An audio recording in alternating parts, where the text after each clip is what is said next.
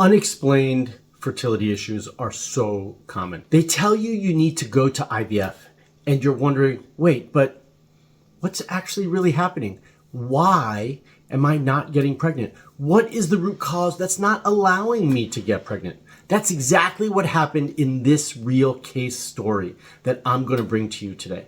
I'm always talking about finding the root cause, and in this story, that was one of the more important pieces that she needed to actually be successful, and why I always talk about it. This is so often overlooked. Today, I'm going to show you why it's actually so important and why you can't overlook it, and actually why unexplained infertility is not typically unexplained. During the last 20 years that I've been a fertility expert, I've seen many stories just like this. They joined the HOPE program after being left with more questions than answers. So let's listen to her story right now. And as always, I'll share what we did for her so you can hopefully find something helpful in this to help you on your fertility journey. So take some notes. Okay, so Leela wasn't comfortable being put on camera, so she just recorded an audio. It's actually short, but I think it's really powerful. And I'm going to let her tell her story completely through because it's so short. It's just about a couple minutes.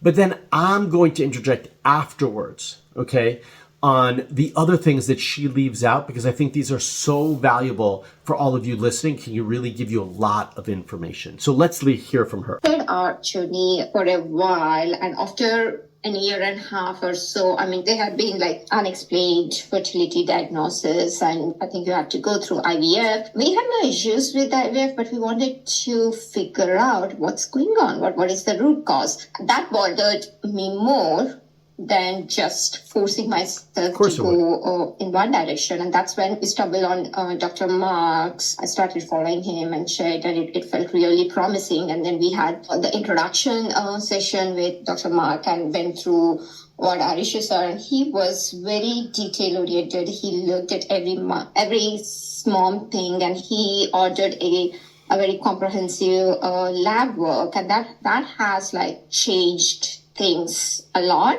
because just pointing out to the root cause, and then there were some hormonal stuff on my spouse side as well as mine. So we targeted to fix those first. So it not just improved egg and sperm quality, it kind of helped in an overall health, which was a great direction. And then I think everything started progressing in the right direction, and step by step we were getting to the right point. And then Marc was very helpful in looking in every minor thing, and whenever we need any help, he was there. He would respond to your email or calls and say that, okay, this cycle, let's do this, or let's do that, let's change this. So I think that started sometime in late December or January of 2020.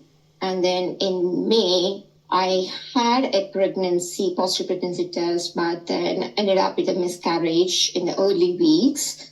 And then in November, again, I got a pregnancy. I conceived, and we had a baby in August. So I think the whole journey overall, it felt very good in the sense the overall health, figuring out the root cause, and then pointing one step at a time, going in the right direction. It kind of really was very helpful, and Marc was there throughout the journey. So that's in her words. Now I'm going to share and interject some really important pieces that tie everything together. So I want to first start off by saying that she said, they were told it was unexplained. This diagnosis, first and foremost, is really frustrating to me because I do not believe in that diagnosis. I do not believe that most, if not all, fertility cases like this, that they don't have a root cause. And in her case, that was the case. It did have a root cause. It was not unexplained. But the real frustrating part here in her situation, her and her husband's, is that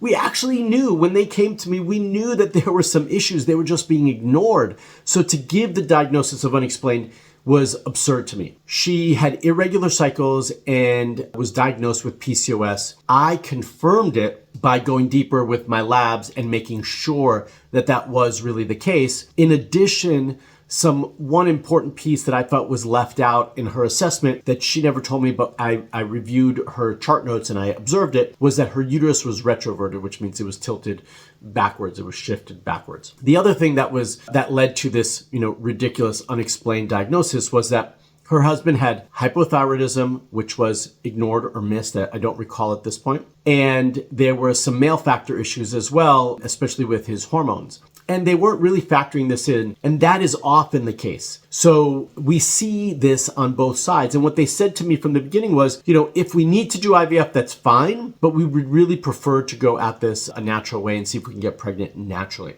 Not to mention that in their family history, they both had hypothyroidism and high blood pressure and diabetes. So these are all things that run in the family that will impact their health and did impact their health. So two things that we needed to clean up. One is we needed to address her cycles, the irregularity of them due to the PCOS, and we needed to make sure that the male factor side was being addressed. And on his side, it wasn't just that there was low testosterone, there was also low sperm count and low or poor morphology. And all of those things need to be addressed. Now, he already had started to make progress on that because he took Clomid, but we weren't really seeing all the changes we need to see, and they weren't significant enough. So right off the bat, we created a plan that was going to address all of those things for them. To address the PCOS, both through diet, lifestyle, and supplements. To address the male factor, again, both or all through diet, lifestyle, and supplements. We really made a huge change. They made a huge change in their lifestyle and in their diets. And one of the tricky things for them, but we see this across the board, is you can't just give somebody a plan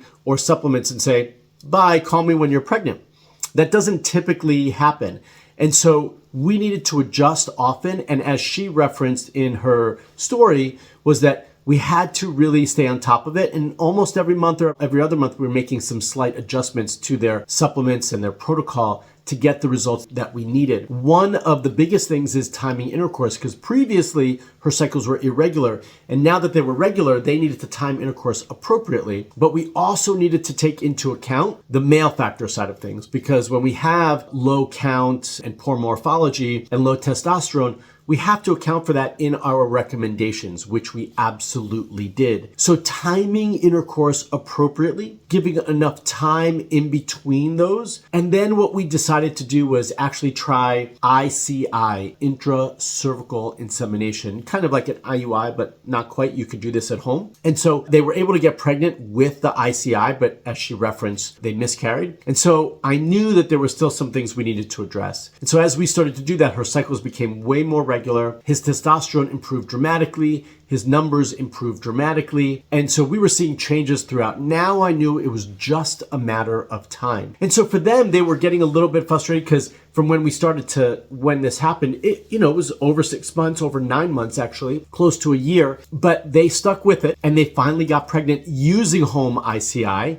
and it stuck and was successful throughout. And over this time, we had to make these little changes, these constant little changes. And that's actually was one of the more important pieces. So first and foremost, we had to get to the root cause, which we did. It was already there, it was just being ignored. Number two, there was no such thing as unexplained here. We need to just address what was there. We need to actually give them a plan to address those things. And three, we needed to adjust along the way as they made progress, because you can't just stay constant in something like this and expect to see long-term results. And they were able to do that and get the results that they deserved. I love stories like this. More importantly, I love how successful they were, so much so that they are back trying for number 2, which I'm really excited about, and hopefully we can share another exciting story with you after that. But now I want you to think a little bit. I want you to think about their situation, their case, and I want you to think about your situation, now your fertility situation in your case.